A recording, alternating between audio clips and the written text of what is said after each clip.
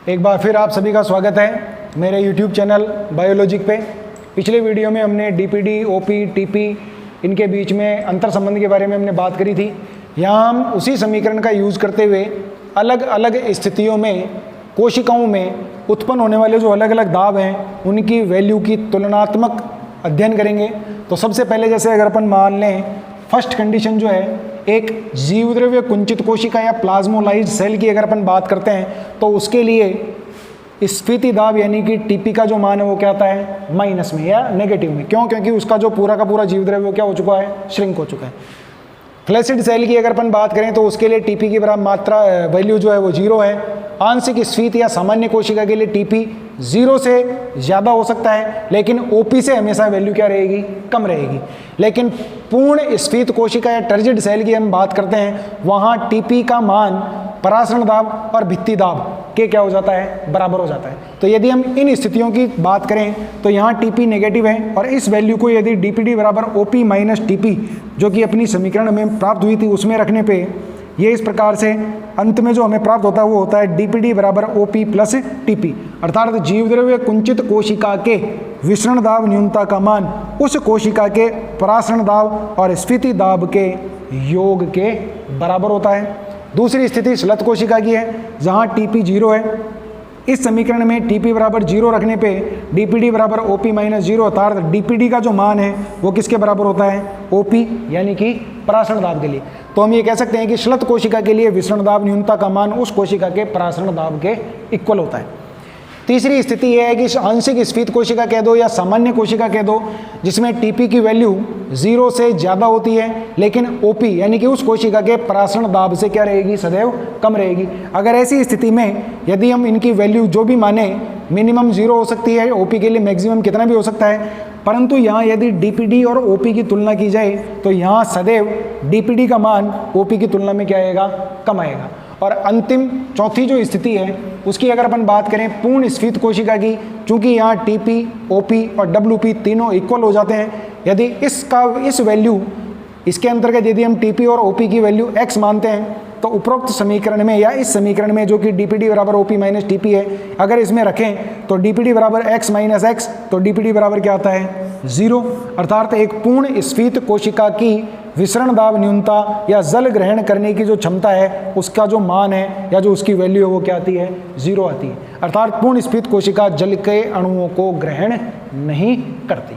अब यदि DPD, OP और टीपी इन सभी तीनों को अगर हम ग्राफीय रूप से निरूपित करें तो हम इस प्रकार से दर्शा सकते हैं। सपोज करो कि एक सामान्य जो कोशिका है या जिस भी स्थिति में जो कोशिका है, हमने मान लीजिए एक श्लथ कोशिका ली और चूंकि श्लथ कोशिका में हमने वहाँ पढ़ा है टीपी की वैल्यू क्या होती है, 0, और ओपी की वैल्यू जो है वो किसके बराबर होती है, डीपीडी के। तो हम यहाँ कह सकते हैं यदि उस समय श्लथ कोशिका के लिए टीपी का मान 0 हो और ओपी और डीपीडी का मान मैक्सिमम है, जो कि इस ग्राफ में हमने कितना दर्शाया है, 10 दर्शाया है। यदि हम इसको इस प्रकार से रखें और इस श्लथ कोशिका को यदि अब यहाँ अल्प परासरी विलयन में रख दिया जाए तो अंतः परासरण की क्रिया द्वारा जल के अणु धीरे धीरे कोशिका के अंदर क्या करेंगे, प्रवेश करेंगे। जैसे जैसे जल के अणु कोशिका के अंदर प्रवेश करेंगे तो चूंकि हमने यहाँ एक सारणी बनाई है, यहाँ ओपी का मान हमने मैक्सिमम जो कि कितना रखा है, 10, टीपी का मान मिनिमम जो कि 0 होता है वो यहाँ रखा है। जैसे जैसे जल के अणु अंदर आएंगे तो आपको पता होना चाहिए 10 से ओपी का मान धीरे धीरे कम होता जाएगा, वैसे ही टीपी का मान धीरे धीरे क्या होता जाएगा, बढ़ता जाएगा। चूंकि हमें पता है ओपी और टीपी का जो अंतर है वो हमेशा किसके बराबर होता है, डीपीडी के। तो यदि हम यहाँ बात करें जल के अणु जैसे जैसे अंदर जाएंगे तो 10 से 9, 9 से 8, 8 से 7, 7 से 6, 6 से 5 क्रमशः ओपी के मान में कमी होगी, लेकिन वहीं टीपी के मान में 0, 0 से 1, 1 से 2, 3, 4, 5 इस तरह से क्या होगी, बढ़ोतरी होगी। तो यहाँ डीपीडी की वैल्यू 10 आती है, दूसरी स्थिति में वैल्यू 8 आती है, तीसरी स्थिति में वैल्यू 6 आती है, चौथी स्थिति में वैल्यू 4 आती है और अंतिम स्थिति में जहाँ 5 और 5 दोनों बराबर हो चुके हैं तो डीपीडी की जो वैल्यू वो क्या आती है, 0। अर्थात इस स्थिति में जाकर के कोशिका कहाँ पहुँच जाती है, स्फीत कोशिका में। तो यदि हम यहाँ इनके मान में धीरे धीरे कमी को अगर अपन दर्शाएं तो 10 से 9, 9 से 8, 8 से 7, फिर 6, और एक स्थिति ऐसी आती है कि यहाँ इसकी वैल्यू घटते घटते कहाँ आ जाती है 5 पे। लेकिन टीपी की वैल्यू जितनी इसमें कम होती है, जैसे ये 10 से 9 हुआ तो ये 0 से क्या हो जाएगा 1, 1 से कहाँ आ जाएगा 2, 2 से 3, 3 से 4, और 4 से लगभग कहाँ आएगा बाद में 5। तो यदि हम इनको लाइन से अगर आप एक सीधी लाइन में खींचें तो कुछ इस प्रकार की स्थिति अपने को देखने को मिलती है। तो यदि हम प्रत्येक बिंदु की अगर अपन बात करें, जैसे इस बिंदु की और इस बिंदु की बात करें, चूंकि यहाँ OP बराबर क्या है 9 और TP बराबर क्या है 1, तो यहाँ DPD जो कि इसके बॉक्स के रूप में दर्शाया गया है इस प्रकार से, ये इसकी वैल्यू का अंतर रहेगा।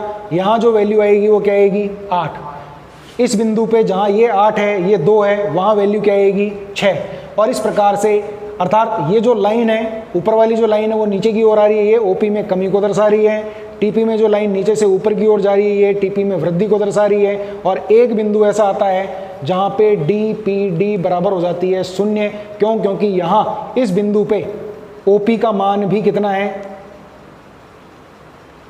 5 और TP का मान भी कितना है 5।